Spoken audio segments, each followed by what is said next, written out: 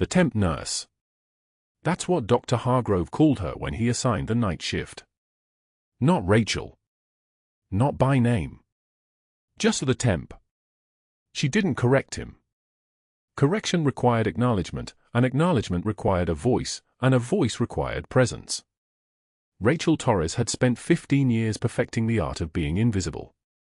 She arrived at Sacred Heart Hospital in Raleigh at 10:13 p.m., her temporary agency badge clipped to the pocket of fresh scrubs, the laminate already catching the fluorescent glare of the main lobby. The hospital smelled like bleach and something underneath, something like the faint ghost of human suffering, the kind that doesn't wash out of walls no matter how many times you sanitize. Her left leg ached as she walked toward the cardiac unit, a dull throb just below the knee where shrapnel from an IED had torn through muscle and bone in Ramadi 7 years ago. That injury existed in no medical database. That injury, like her service record, had been officially erased. The locker in the break room was hers for this shift only. She opened it and placed her personal items inside with the deliberate care of someone who didn't want to disturb dust, a water bottle, a small towel, and at the very bottom, wrapped in a plastic grocery bag, her pair of worn combat boots. The leather was cracked and faded, the soles worn smooth from thousands of kilometers of desert patrols and field operations she could never speak about. The laces were still laced from the last time she'd worn them. She didn't touch them. She never touched them unless she was alone. The 11 p.m. shift briefing happened in the cardiac unit's main nursing station, where Dr. Hargrove held court like a surgeon accustomed to being the smartest person in every room. He probably was. Intelligence and cruelty often occupied the same space. He was tall, with the kind of tailored appearance that cost money, a watch that probably cost more than her monthly rent ticking on his wrist, cufflinks catching the light, his tie silk instead of the polyester most physicians wore. His posture suggested a man who had never been told no by anyone who mattered. Night shift assignments, he announced, spreading papers across the desk without looking at any of the nurses. Maria takes ICU overflow. Chen gets post-op recovery. And the temp takes Morrison in for 12. He said it the way someone assigns a difficult task to someone whose name they've already forgotten. Rachel simply nodded. The other nurses, Maria and Chen, both with name badges listing their actual employment status, exchanged the kind of glance that meant they'd caught the dismissal. Sympathy mixed with relief. At least it wasn't them. Captain Morrison is stable, Hargrove continued, his voice carrying the practiced cadence of a man delivering information he'd already decided was important. Routine monitoring. His post-cardiac catheterization, so vitals checks every 2 hours. Very straightforward. He smiled, the kind of smile that didn't reach his eyes. Even a temp should be able to manage that. Rachel kept her expression flat, her eyes on the assignment sheet in front of her. She'd learned long ago that the easiest way to disappear was to never make people feel seen. But as Hargrove turned away, she caught something in his peripheral glance, a flicker of calculation, the way a predator assesses a potential threat. He was measuring her. Deciding if she mattered. She didn't yet understand that she already did. Captain Morrison's chart was waiting in the electronic system, the kind of chart that told a story if you knew how to read it. Rachel did. She pulled it up in the break room while the fluorescent lights hummed their mechanical song, the sound like generators from a forward operating base, and began scrolling through the documentation with the focus of someone trained to catch critical details in moments of chaos. Admission 3 weeks ago. Routine cardiac workup for a patient with hypertension. First catheterization, $28,400 in equipment charges. Diagnostic findings, minor arterial narrowing, stable, no intervention required. Standard post-procedure recovery, discharged same day. 1 week later, second catheterization. $27,800 in equipment charges. Findings, identical to first procedure. No new intervention. No clinical change. Patient discharge stable. 4 days ago, third catheterization. $28,200 in equipment charges. Findings, unchanged. Patient stable. And now, pending for tomorrow morning, a fourth catheterization. Equipment charges pre-billed at $28,900. Rachel's hands were absolutely still as she read. The kind of still that comes from discipline, not from the absence of feeling. Her pulse remained steady. Her breathing remained even. She'd reviewed casualty reports with less emotional response. Fraud was invisible violence. It hurt people by inches, by removing resources that should have gone elsewhere, by creating unnecessary risk in a system already drowning in unnecessary risk. She thought of the 847 Marines she'd served alongside. She thought of the 14 she'd saved during that classified operation in Ramadi, the one that had cost 3 of her team members their lives and had cost her a career that could never be publicly acknowledged. She thought about how many of those men didn't have health insurance anymore. How many of them would refuse necessary medical care because they couldn't afford the copay? Patient stable, right? Chen appeared beside her at the workstation, looking at the same chart.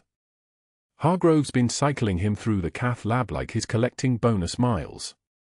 Rachel kept scrolling, her face revealing nothing. Appears stable.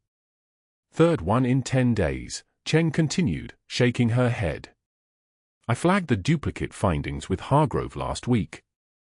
He said we're not radiologists, we're nurses, and that it's not our job to question physician orders. She lowered her voice. But between you and me, something's off. The charges don't match what I'm seeing in his actual condition. Rachel turned to look at her.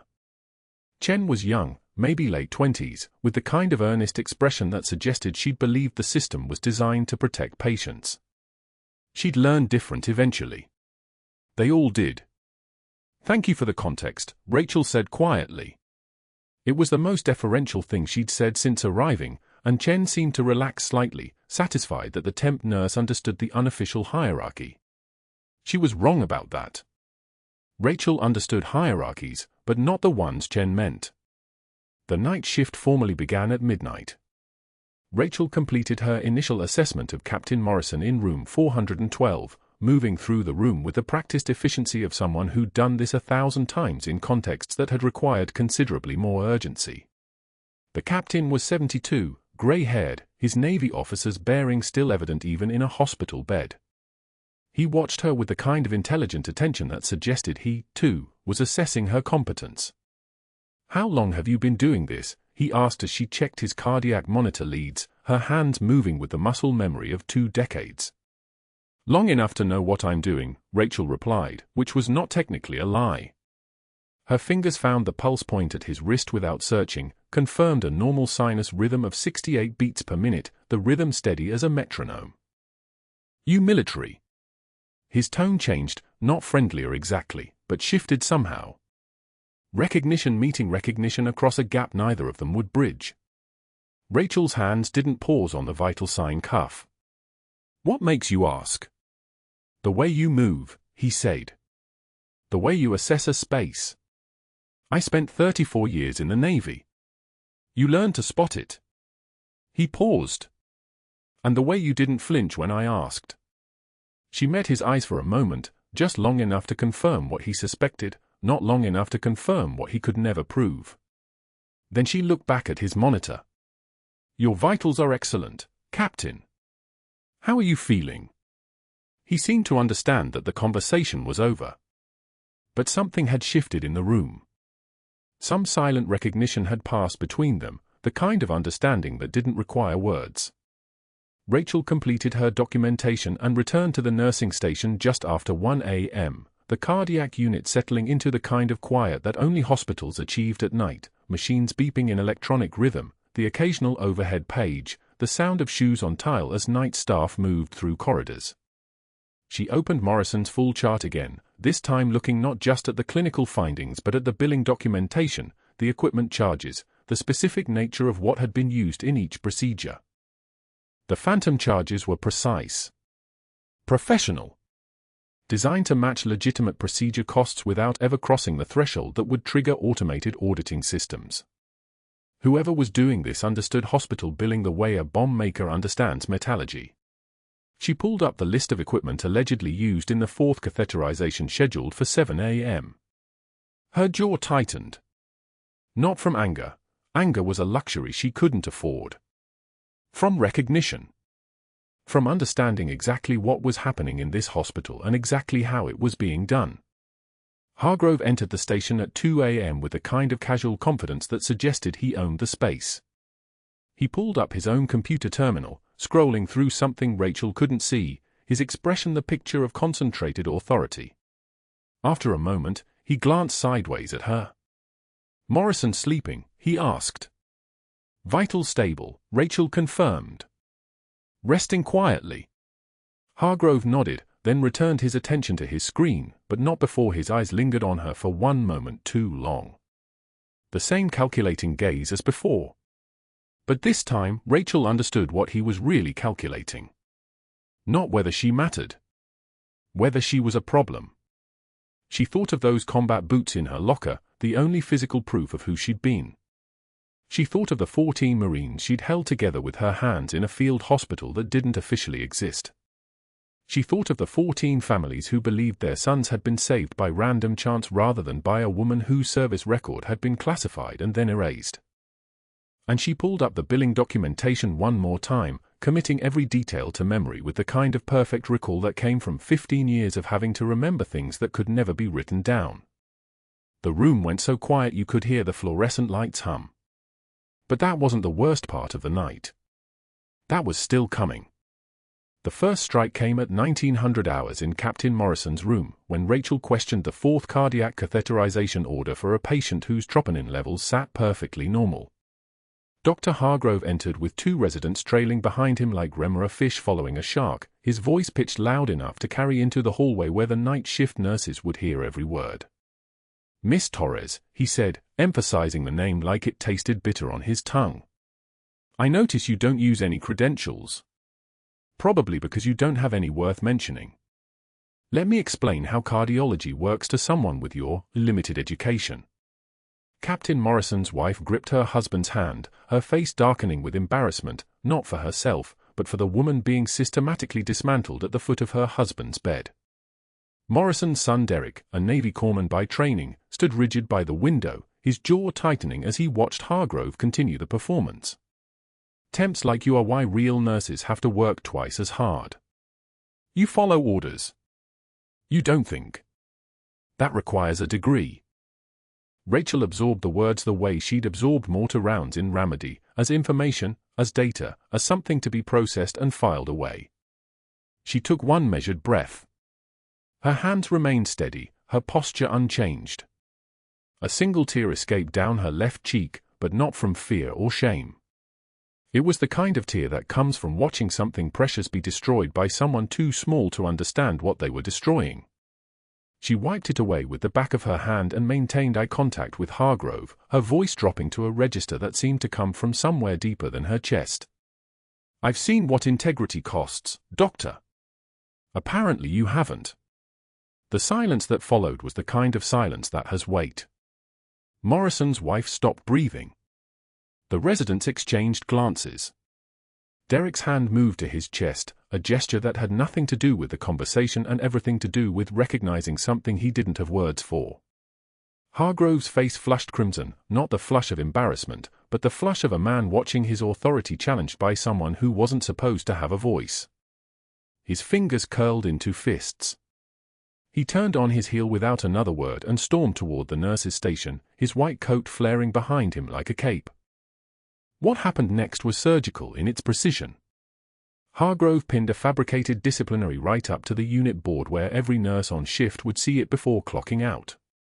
The paper was printed on official hospital letterhead, stamped with dates and signatures that Rachel was certain had never existed in any official capacity. Agency Nurse Torres, failure to follow established protocols. Questioning physician orders without clinical justification. Formal warning issued. His signature sprawled across the bottom like a brand mark. Nurses gathering for shift change read it silently, their eyes sliding away from Rachel the way soldiers learn to look away from casualties they can't help. One of them, Brenda, who had offered Rachel coffee that morning, simply turned and walked to the other side of the floor. By 1930 hours, the message had crystallized into something heavier than rumor. It had become institutional fact. You didn't argue with a write-up on the board. You didn't stand next to someone with a write-up on the board. You didn't make eye contact with them in the supply room or save them a seat in the break room or defend them if someone asked. Hargrove had poisoned the well with the precision of someone who had done this before. The second humiliation unfolded at 2100 hours in the break room, where Rachel sat at the corner table with her dinner, plain rice and chicken she'd packed from home, stored in a plastic container that had traveled from her apartment to her locker with the same quiet efficiency she brought to everything. Conversations continued for exactly 12 seconds after she sat down. Someone was talking about a difficult transfer, about a patient's family member who'd become combative, about the overtime lottery for next month. The sentences simply dried up mid-word, like water being drained from a tank. One by one, nurses picked up their lunches. Within 90 seconds, the room was empty except for Rachel and the low hum of the refrigerator, a sound like something breathing in the dark.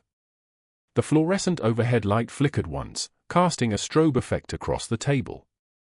She sat in that silence and ate her meal with mechanical precision, each bite measured, her breathing steady, her face carefully neutral. The training kicked in. The same training that had taught her to operate under fire, to move through urban ruins without flinching at explosions, to keep a steady hand while surrounded by chaos. A combat zone looked different than a hospital break room, but the principle was identical: control what you can control. Maintain composure. Don't give them the satisfaction of breaking. The night charge nurse, a woman named Patricia who'd worked at Sacred Heart for 14 years, passed by the open break room door and muttered just loud enough for Rachel to hear, "Temps never last. Too much attitude, too little skill." The words were delivered to no one in particular, which made them somehow worse. Patricia wasn't speaking to Rachel. She was speaking to the air, to the collective weight of the hospital's institutional judgment, ensuring that everyone understood Rachel wasn't worth acknowledging directly anymore. Rachel's hand paused halfway to her mouth. The rice grain on her fork hung suspended in the fluorescent light. 1 heartbeat. 2. Then the motion continued with mechanical precision, the fork completing its arc, the rice entering her mouth, the swallow happening without emotion or reaction. Nothing showed on her face except the concentration of someone eating dinner. But inside, something shifted. It wasn't rage. Rachel had learned long ago that rage was a luxury reserved for people who could afford to burn. It was something colder, a recalibration, a reset. She filed away every face in that break room. Every nurse who'd taken their lunch and left. Every moment of the silence. Every carefully delivered insult. She filed it all into the same part of her brain that had memorized the layout of Fallujah, that had tracked 17 enemy positions during her last tour, that had maintained target data while her hands performed surgery under fire. At 2,245 hours, Rachel performed routine vitals on Captain Morrison during her 5th assessment of the night. His oxygen saturation was holding at 97%, his heart rate steady in the high 80s. Everything looked normal on the monitor: normal sinus rhythm, normal intervals, the rhythm of a man sleeping without pain. She made a note in his chart and turned to move to the next patient. She was 3 steps away from his bedside when his monitor alarm erupted like a scream. The rhythm dissolved into chaotic spikes, VTAC racing across the screen at a velocity that meant minutes, not hours. Rachel slammed the code blue button and was moving before the alarm finished its first wail. She started compressions on Morrison's chest with textbook precision, her hands positioned on the lower third of the sternum, her body weight driving the compressions down 2 inches with rhythm that matched the automated voice calling out time. But something was wrong. The feedback under her hands felt off, the resistance wasn't right, the elasticity missing. The chest felt like she was compressing a water balloon instead of bone and muscle. His neck veins distended beneath his skin like they were being inflated from the inside, bulging outward in a way that screamed one specific diagnosis. His blood pressure, when the code team finally got a cuff on him at the 1-minute mark, read 58/32 and dropping. The code team arrived in fragments: the resident from the medical side, the respiratory therapist, 2 ICU nurses, a tech pushing the crash cart. But Dr. Hargrove didn't answer his page. The on-call resident, a nervous third-year named Chen, froze when he saw the monitor, his eyes tracking the deteriorating rhythm as if it might change if he stared hard enough. Morrison's son Derek pushed into the room despite the visiting hours restriction, his corpsman training overriding protocol, and Rachel made the call in 3 seconds flat, tension pneumothorax or cardiac tamponade, and the presentation screamed fluid. The distended neck veins, the low blood pressure despite perfect CPR, the resistance in the chest, it all pointed to pericardial tamponade, blood filling the sac around his heart, squeezing it like a fist closing. "I need a chest tube kit," Rachel called out, her voice cutting through the chaos like a blade. But even as she said it, her mind pivoted. A chest tube would help if this was pneumothorax, but if it was fluid around the heart, they needed vascular access now. His peripheral fours had already blown, both arms had flat veins, collapsed from the shock state. Without hesitation, Rachel prepped the groin area with alcohol swabs, her hands moving with an economy of motion that required no conscious thought. The femoral vein. Direct access. Fast. She made the incision with 3 exact scalpel strokes, exposing the vein with the kind of precision that comes from doing something 1,000 times in 1,000 different conditions. Explosive rounds. Dust storms. Darkness lit only by red-filtered flashlights. Her hands didn't shake. They didn't hesitate. She cannulated the vein in under 90 seconds, secured it with a one-handed surgeon's knot that would have made any trauma surgeon nod in silent approval, and started a wide-open fluid bolus. The room went absolutely quiet except for the monitor alarms and the mechanical compression of the ventilator. Derek stared at her hands. At the surgical technique. At the economy of movement. At the way she tied off the suture with the kind of precision that didn't come from a civilian nursing course. He whispered something barely audible over the chaos, his corpsman's eye recognizing something that the rest of the code team was too focused to see. "You were a combat medic." "I've only seen cuts that clean in Ramadi." Rachel's hands didn't pause. Her eyes flicked to his face for one heartbeat, one moment of connection that acknowledged he'd seen something true about her, but she said nothing. She couldn't. There was a man in front of her who was dying, whose heart was being squeezed by the very fluid she was now pushing into his veins because the alternative was letting him code until his brain died. Morrison's pressure climbed slightly with the fluid bolus, the oxygen saturation crept up, the heart rate steadied into something that looked like a rhythm instead of chaos. For exactly 43 seconds, it seemed like the code might resolve. The resident started talking about transferring him to ICU, about getting an echocardiogram to confirm tamponade, about. Morrison's blood pressure crashed. Not gradually. All at once. The monitor showed the number dropping in real time, 80 systolic, then 70, then 60, then 50. His heart rate climbed desperately, trying to compensate, climbing past 140, past 150, into numbers that meant minutes left, maybe less. But that wasn't the worst part. Hargrove stood at the room's entrance, having finally answered his page, watching the scene unfold with the expression of a man watching something happen to someone else's problem. And Rachel understood in that moment, with the clarity of someone who had operated in war zones where every decision cost lives, that he was calculating something. Not how to save Morrison. Something else entirely.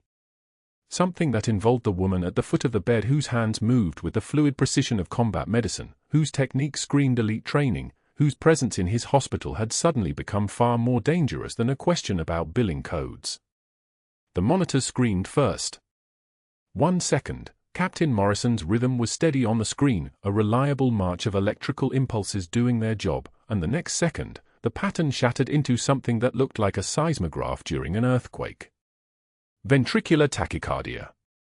The kind of rhythm that killed men in Ramadi, that killed men in hospital beds, that gave you maybe 3 minutes if you were lucky.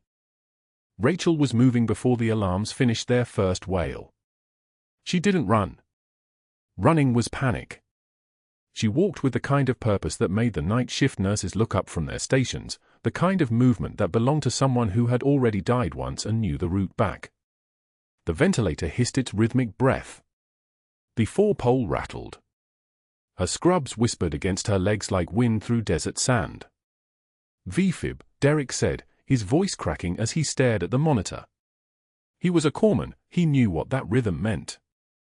His hands clenched at his sides, the same hands that had probably held pressure dressings in places that didn't have hospitals, in places where the only choice was act or watch someone die. "Call for a crash cart," Rachel said. Her voice dropped an octave. Not a request. A command.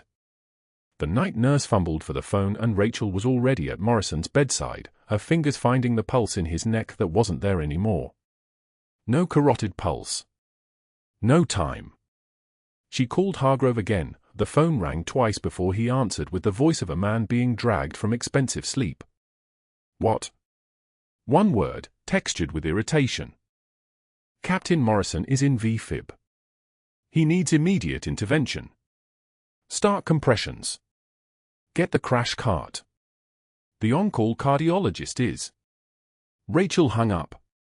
Not rude. Efficient. Hargrove was a problem for later. Right now, the problem was a Navy captain whose heart had decided to stop following orders. The crash cart arrived with the kind of controlled chaos that only happens when a hospital trains its people well. But Rachel was already moving past it, past the nurses who deferred to her without questioning why a temp agency nurse suddenly had the authority to direct a code. Derek stood at his father's feet, watching. Watching her. His eyes had changed in the last 60 seconds, the way a soldier's eyes change when they recognize another soldier in the room. She called for a defibrillator and the pads were on Morrison's chest before the next breath. The machine analyzed. 3 seconds felt like 3 years. "Shock advised," the machine said in its artificial voice, and Rachel's hand was on the button and there was that electric jolt that made Morrison's body convulse like a puppet cut loose from its strings, and then, flatline. The rhythm was gone. Dead flat. Worse than V-fib because flatline was the kind of rhythm that didn't always come back. "Epi," Rachel said. 1 milligram, for push. The medication went in and she was back to compressions, her hands on Morrison's sternum, her weight driving down in the rhythm of a song she'd learned in Ramadi, the song of keeping hearts moving when they wanted to stop. 1, 2, 3, 4. Compressions don't save lives. They buy time. And time was what she was buying now, buying it with the muscles in her shoulders and the training that lived in her bones like shrapnel. 30 compressions. 2 breaths.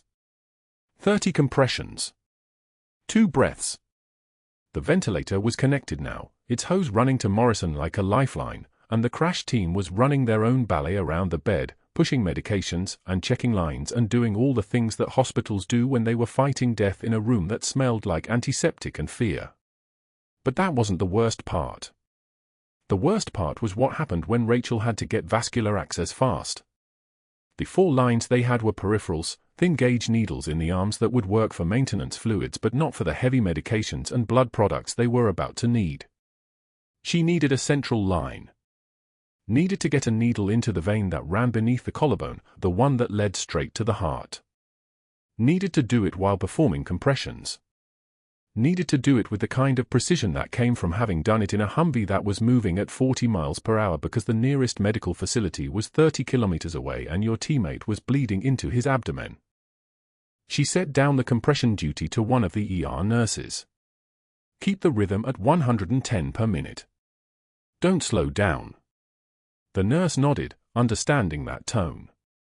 That was the voice of someone who had authority written into her bones. Rachel prepped the site at Morrison's right shoulder with an alcohol swab that made a sharp medicinal smell, the kind of smell that probably meant the same thing in Raleigh as it had meant in Ramadi, that someone was about to do something that hurt to save a life. She found the landmark, the first rib, the clavicle, the needle insertion point that was maybe half an inch from the lung and a full inch from the subclavian artery. Miss by a little bit and you collapsed a lung. Miss by a lot and you punctured the major vessel that fed the upper body and the patient bled to death from the inside out. Derek stepped closer. She felt him move before she saw him move, felt the weight shift in the room, the way the air pressure changed when someone who had seen real surgery moved into striking distance. "What are you doing?" His voice was different now. Not a son watching his father code. A trained medic watching someone move like they'd been trained. Getting access, Rachel said. She advanced the needle through the skin, through the fascia, into the vein itself. She felt the pop of resistance breaking, that was the vein's wall giving way. Blood flashed back into the needle hub. That meant she was in. She threaded the wire through and then the catheter over the wire, and suddenly there was a central line running from Morrison's chest directly to his heart, bypassing all the peripherals that wouldn't handle what was coming next. That cut was perfect, Derek said. His voice shook a little. That was exactly how he stopped. Swallowed. That was the way docs used to do it. In Ramadi. Rachel didn't look at him. She was already moving to the ultrasound machine, the one that had been rolled in with the crash cart. She pressed the probe against Morrison's chest and the screen lit up with the architecture of his ribs and his lungs and his heart, and what she saw made her breath change. Just for a second. Just enough that Derek heard it. The pericardial sac, the thin membrane that surrounded Morrison's heart like a taut balloon, was filling with blood. The tamponade had started. His heart couldn't expand properly because there was fluid pressing on it from all sides, and his cardiac output was about to crater into numbers that meant death. She called Hargrove again. This time she had to wake him up twice. His pericardium is filling. He's going into tamponade. When will Dr. Reynolds arrive? His voice was careful now. Waking up to the kind of call that meant a lawsuit was possible. 41 minutes. Captain Morrison will be dead in 20. The silence lasted exactly 3 seconds. Start a bolus of normal saline and wait for the surgeon. Do not, under any circumstances, perform any invasive procedures. That is a direct order. Hargrove's voice had that weight now, the weight of a man protecting his ass. I'm calling the attending. Do exactly what I say and nothing else. Do you understand? Rachel ended the call. She set down the phone next to the ultrasound machine. She turned to Derek and asked the question that would change everything. If this were Ramadi, what would you do? Derek's face went pale. His eyes locked on hers, and she watched him understand. She watched him calculate the math of a father dying slowly versus a father with a chance. He swallowed hard. Whatever saved lives, Senior Chief. He said the title without thinking. The moment it left his mouth, his eyes widened in horror at what he'd revealed. But there was no time for that. There was only the knowledge that Derek's training had just confirmed what his eyes had already figured out, and now there were 2 people in the room who knew exactly what needed to happen and exactly why it was going to end Rachel's career. I'm going to perform a pericardiocentesis, she said to the team. Her voice was steady. Clinical. The voice of someone explaining a procedure, not someone about to commit what looked like practice without a license. I'm inserting a spinal needle into the pericardial sac under ultrasound guidance to drain the tamponade. If I miss the target, I perforate the heart wall and he's dead. If I'm right and do nothing, he's dead anyway. Questions? Nobody had questions. They had fear. They had the kind of fear that comes from watching someone take a calculated risk with another person's life. But nobody moved to stop her, and that was enough. She prepped a 20-gauge spinal needle, thin enough to feel the resistance change as she advanced it, long enough to reach through the chest wall and into the pericardial space. She marked the insertion point with her finger, found the angle, and steadied her breathing the way she'd learned in a field hospital where there was no time for trembling. The ultrasound screen showed her the anatomy in grayscale, the heart a pale ghost, the fluid surrounding it like an accusation. Advancing, she said quietly. The needle went in. Skin. Fascia. Intercostal muscle. She felt each layer give way under the tip. The ultrasound showed her the needle's progress in real time, a white line moving through the chest cavity. The monitors behind her beeped their steady rhythm. Morrison's oxygen saturation was dropping. His blood pressure was collapsing. Time was down to minutes. The needle popped through the last resistance barrier, the pericardium itself, and suddenly the syringe filled with dark blood. Not arterial bright red. Not venous blue. The kind of blood that meant internal bleeding, that meant trauma, that meant something inside had broken and was spilling into spaces where blood had no business being. She pulled back slowly on the syringe. 60 ccs of blood. 100 ccs. 140. Morrison's blood pressure stabilized. His oxygen saturation ticked up. The monitor's desperate song shifted into something more like melody. Derek made a sound that was half sob and half prayer, and Rachel kept draining blood until there was nothing left to drain but the memory of what she'd just done. She taped the needle in place. They'd need to keep it there, might need to drain again if the bleeding continued, and stepped back. 1 breath. 2 breaths. The room was alive again. The room was moving.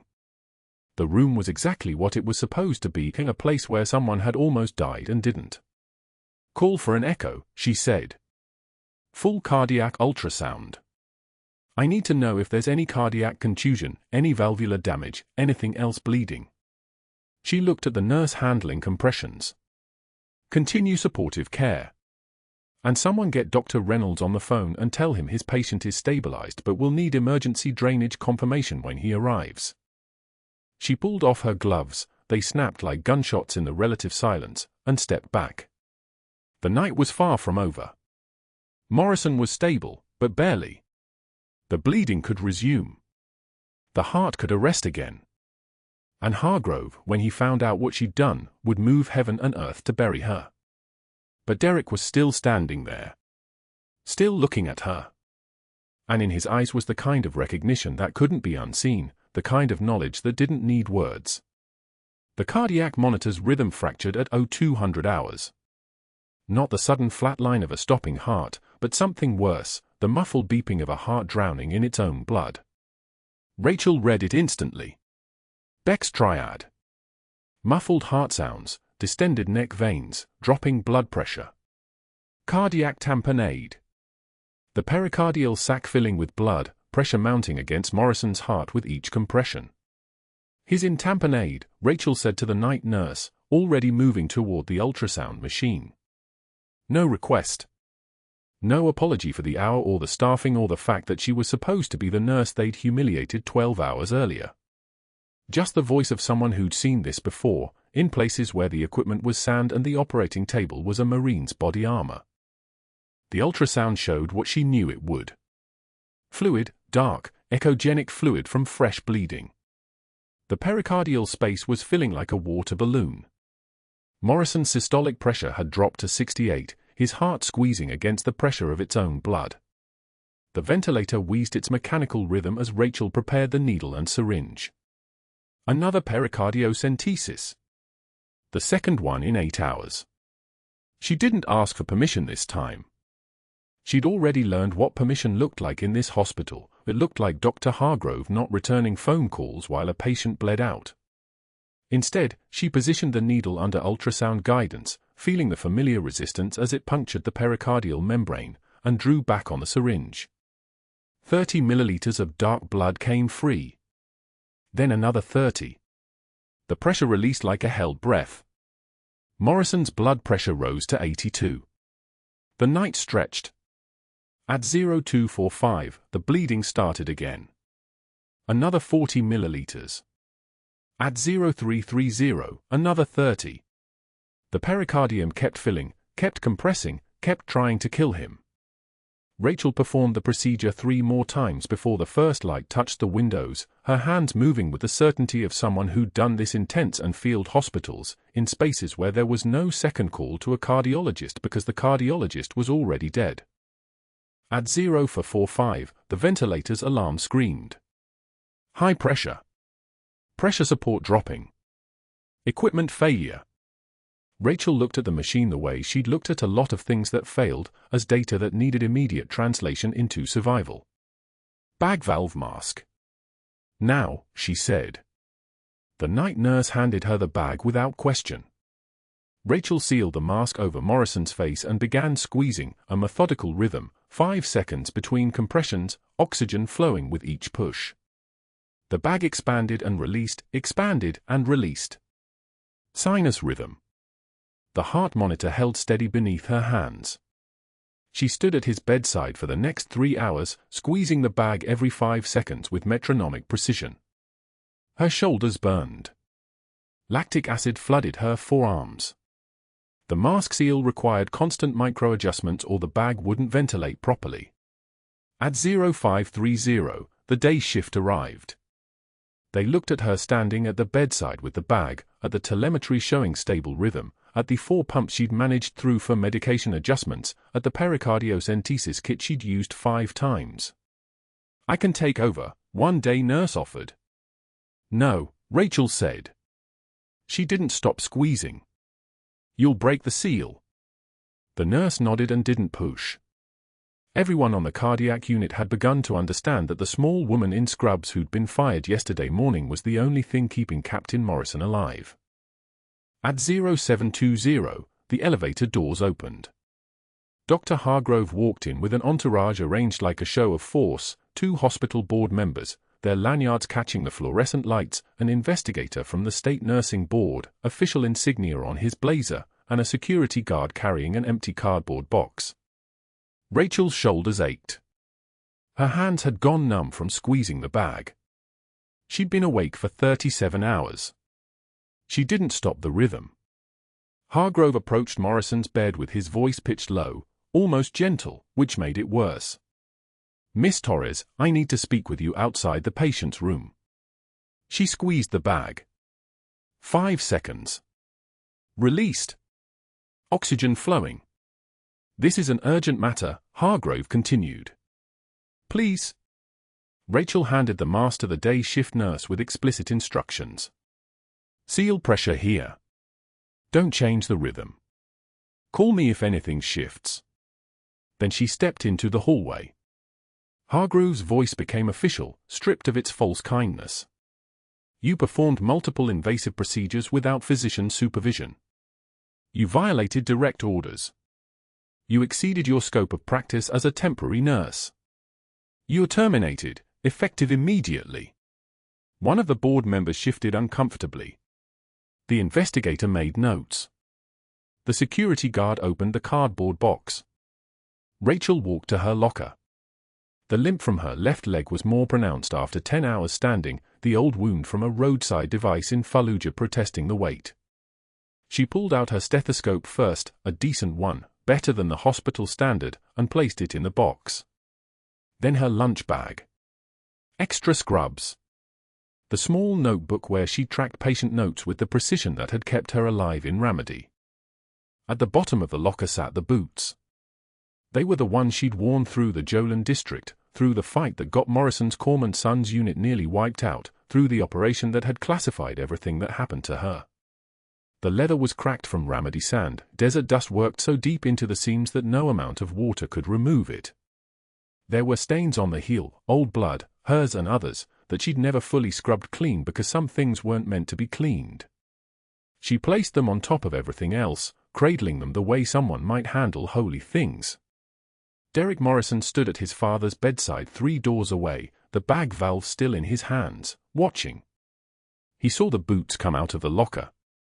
He saw the pattern of the stains, the distinctive spatter pattern of close-contact hemorrhage, the kind of blood that only came from field surgery, from amputation, from the emergency medicine performed when there was no time for protocols.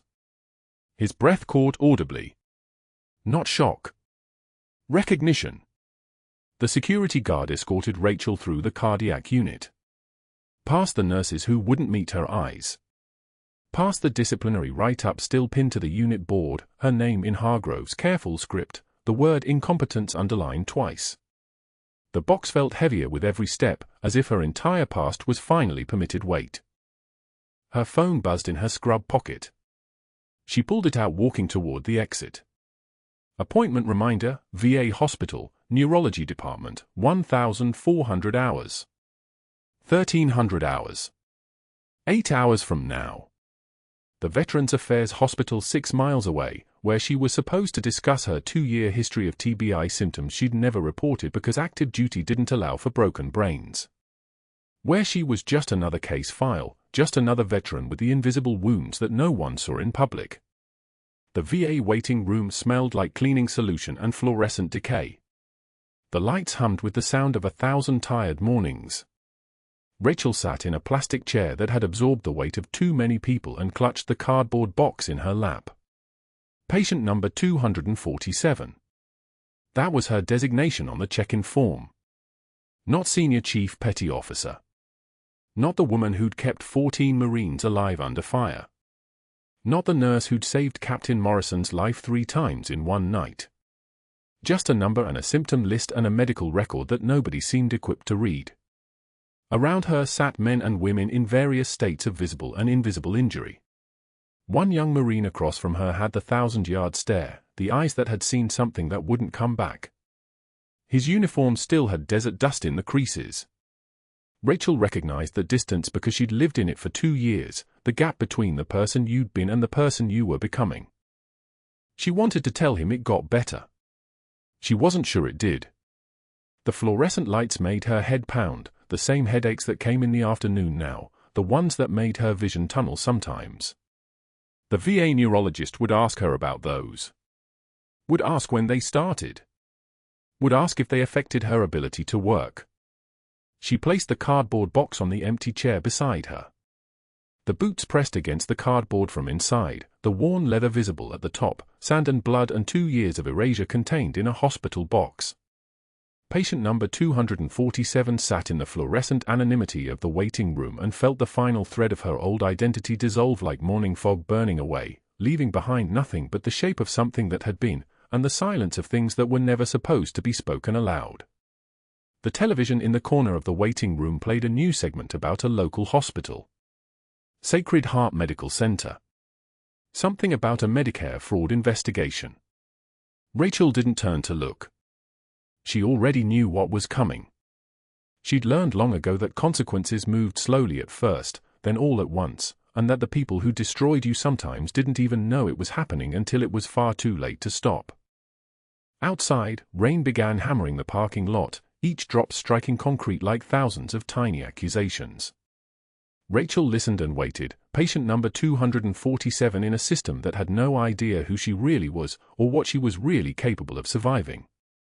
The rotor wash hit the Sacred Heart rooftop at 06 for 7 hours on a Tuesday morning, the thud-thud-thud of a Navy helicopter shaking windows 7 stories below, rattling equipment on the cardiac unit like someone was running a jackhammer through the walls.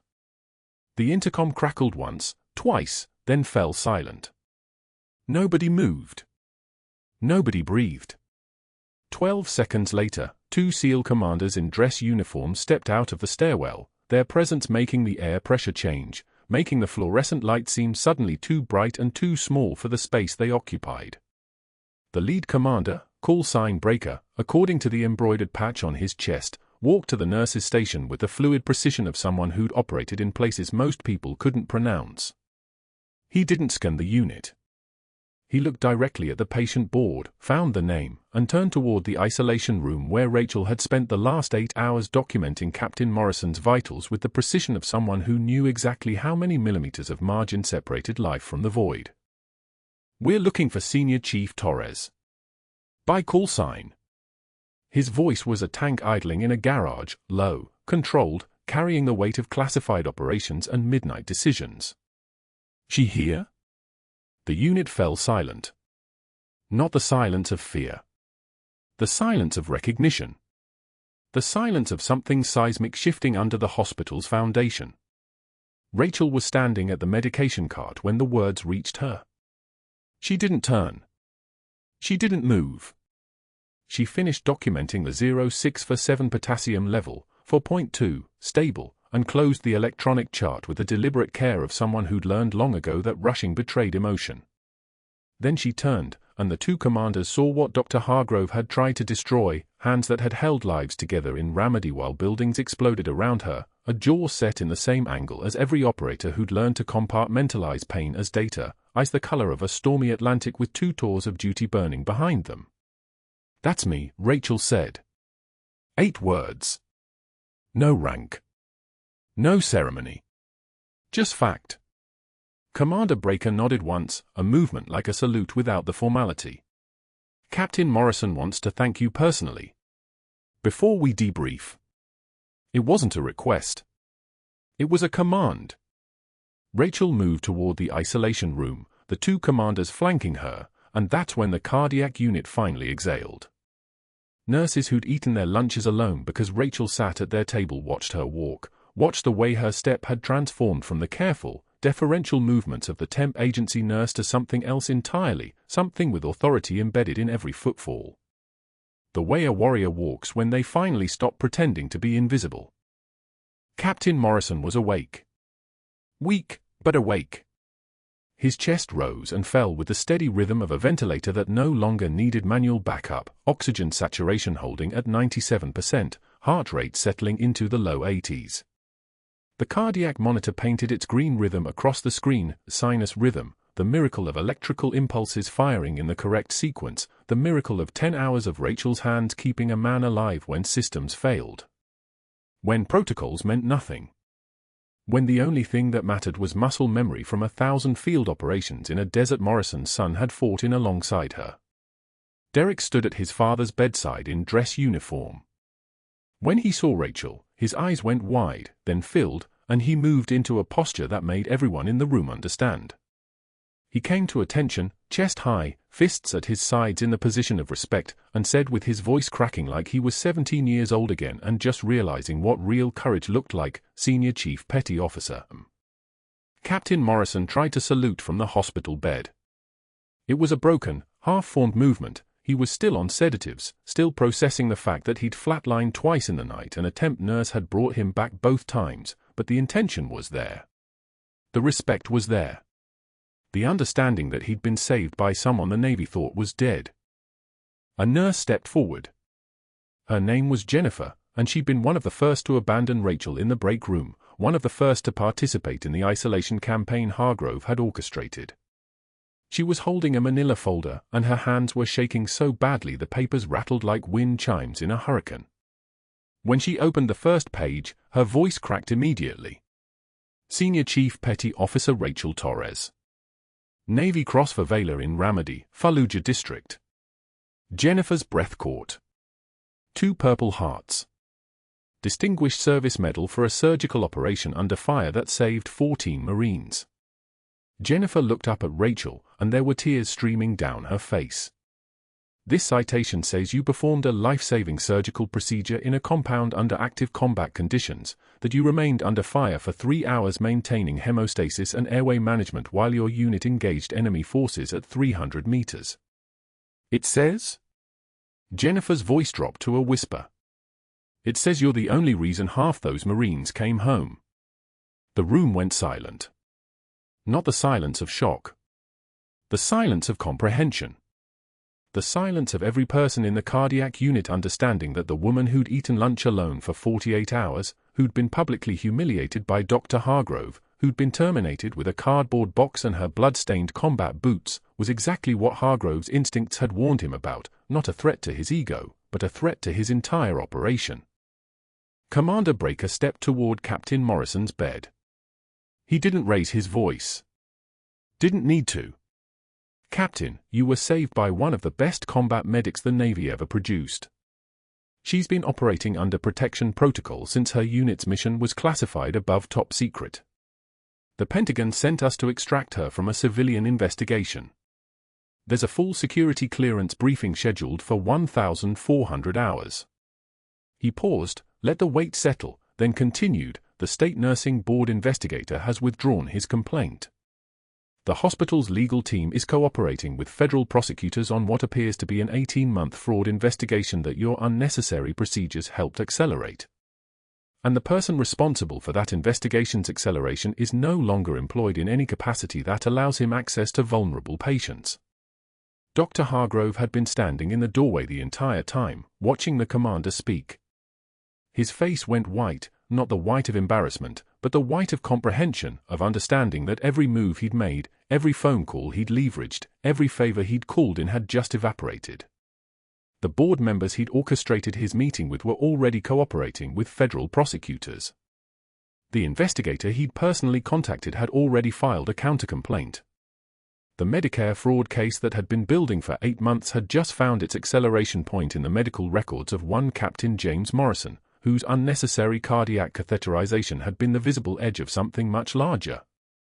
A security guard appeared at Hargrove's shoulder. The same security guard who'd handed Rachel the cardboard box 24 hours earlier. The same guard who'd watched her walk out into the rain with the only physical proof of her military service carried in her hands.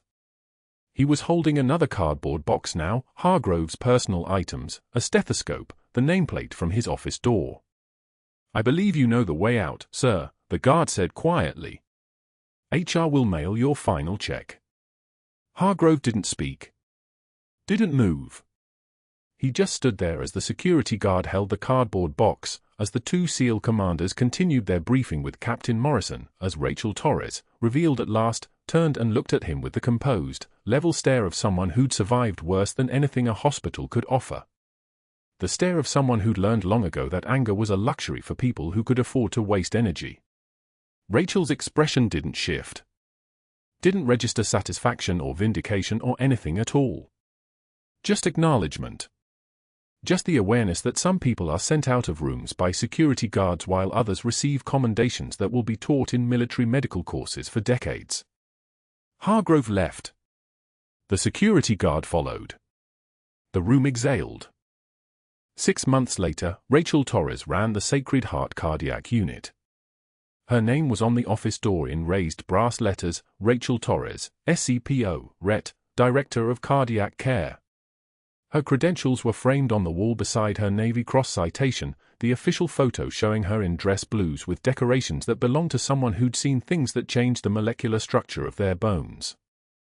Every morning before her shift, she stood in that office and laced up those worn combat boots, the ones that had carried her through Ramadi, through the parking lot in the rain as patient number 247, through 48 hours of isolation and public humiliation that had lasted approximately 2 minutes before the Pentagon decided her invisibility had served its purpose.